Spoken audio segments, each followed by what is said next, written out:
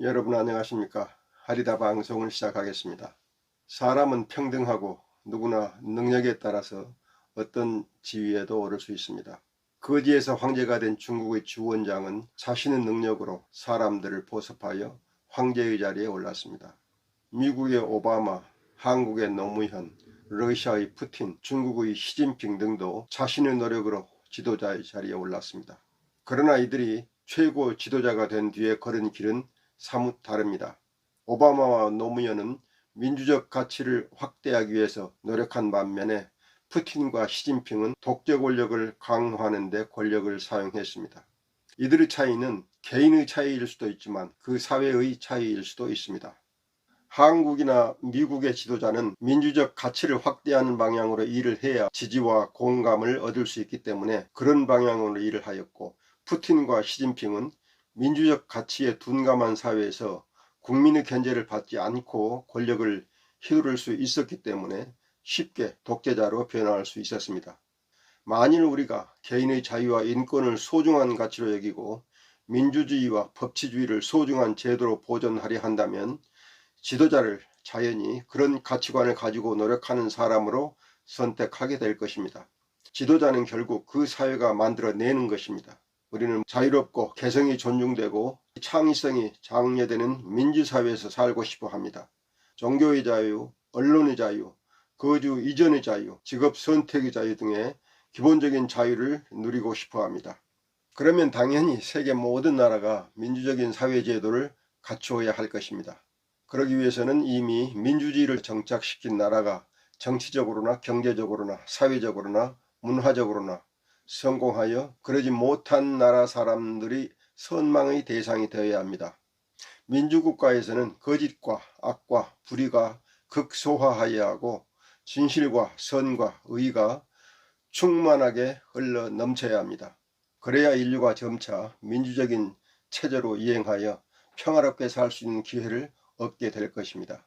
그런 관점에서 세계는 개인의 자유와 개성을 소중히 여기는 민주국가가 이끌어야 하는 것입니다. 만일 공산주의나 전체주의 국가가 세상을 지배하게 되면 인류는 몇 명의 압제자 밑에서 신음해야 합니다.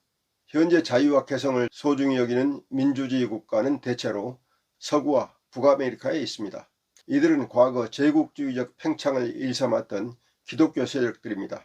비록 이들이 인간의 자유와 개성을 소중히 여기는 문화를 발전시켜 오늘날 인류에게 큰 도움을 주었지만 제국주의적 전력이 있다는 점을 잊어서는 안 됩니다. 기독교 우선주의, 인종 우선주의, 국가 우선주의, 민족 우선주의 등이 이들이 추구했던 정치적 성향이었습니다. 따라서 민주주의 국가라도 특정 종교 교리에 매몰되어 있거나 배타적인 자국 우선주의, 국수주의나 민족주의로 흐를 소지가 있다면 인류를 이끌 자격이 없는 세력이라고 보아야 합니다. 자국의 이익이나 자국인의 이익을 위해서라면 타국 또는 타국민의 이익을 훼손하는 일을 서슴지 않을 수 있기 때문입니다. 과거 미국은 고립주의에서 벗어나 제1차, 제2차 세계대전에 참전하여 전체주의 세력을 이기는 데 결정적인 도움을 주었기 때문에 자유의 수호자라는 평가를 받았지만 그 내막을 살펴보면 그들은 자국의 이익을 위해서 독재자를 돕고 그 나라의 국민들의 이익을 배반하는 일을 많이 했고, 지금도 자국의 이익을 위해서라면 세계 문제에 자국 이익의 관점에서 개입하고 있습니다. 그런 점에서 보면 미국도 하나님의 나라를 추구할 수 있는 나라로 보기에는 부족한 점이 있습니다. 물론 중국이나 소련 같은 나라가 세계를 이끄는 것에 비해서 미국이 세계를 이끄는 것이 더 나은 면이 없지 않지만, 미국이 하나님의 길을 걷는 나라로 과감하게 변하지 않는다면 민주주의 세력과 민주주의 체제가 인류를 구원하기 전에 인류는 공산주의나 전체주의 지배를 받을 수도 있는 것입니다.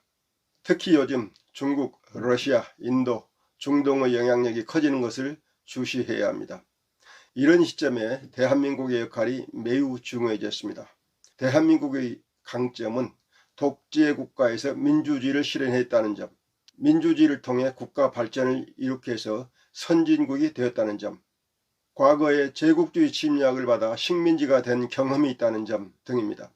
대한민국이 비록 자본주의 국가이지만 사회주의 정책도 도입하고 있고 종교적으로 편향되어 있지 않다는 점 등을 감안하면 대한민국은 비교적 많은 국가의 지향점이 될 수 있고, 민주주의가 국민을 부유하게 만들고 삶의 질을 향상시키는 데 크게 중요함을 알게 해주는 좋은 본보기가 될 수 있습니다. 대한민국의 존재는 세계인들에게 아무리 가난한 나라도 국민들이 각성하면 부유한 나라가 될 수 있음을 현실적으로 보여줍니다. 대한민국의 존재는 작은 나라도 자유로운 정치 아래서라면 문화적으로 세계를 이끌 수 있는 능력을 갖출 수 있음을 보여줍니다. 그래서 대한민국은 세계의 후진국들이 선망이 되고 선진국들이 감탄의 대상이 되고 있습니다. 이런 상황을 잘 이용해서 대한민국이 좀 더 자유와 민주주의를 발전시키고 미국이나 서유럽 나라들이 대한민국의 성취를 세계의 자유와 민주주의 확산에 활용하려고 노력한다면 세계는 지금보다 훨씬 더 강력하게 자유세계를 지지하고 그 속에 들어오려고 노력할 것입니다. 자유민주주의를 지키려는 세계 국가는 국익의 관점에서 외교를 하는 이제까지의 태도를 버리고 서로 연대하여 인류의 자유와 인간의 가치를 높이기 위한 외교를 펼쳐야 합니다. 독재자를 지원하지 말고 독재 국가와 교역하여 이익을 벌해하지 말고 민주주의 국가 간에 서로 돕는 정치와 외교를 시행해야 합니다. 중국이나 러시아나 사우디 같은 독재 국가를 견제하고 민주주의 국가를 돕고 민주화를 바라는 시민들의 활동을 도와야 합니다. 자유, 인권, 진실, 선, 정의 이런 가치가 확산하도록 노력하는 것이 미국을 비롯한 자유세계의 책무입니다. 서로 격려하고 충고하여 사회 내의 권위주의, 독재 세력을 몰아내는 노력을 지지하고 지원해야 합니다. 이것이 우리가 하나님의 뜻을 지상에서 이루는 길이고 우리 인류가 스스로 자신을 구원할 수 있는 길입니다. 이 일에 대한민국이 지금보다 훨씬 더 적극적으로 힘을 쏟아야 합니다. 대한민국 국민들의 분발을 기대하겠습니다. 오늘 말씀은 이것으로 마치겠습니다. 여러분 끝까지 들어주셔서 감사합니다. 다음 주에 뵙겠습니다. 안녕히 계십시오.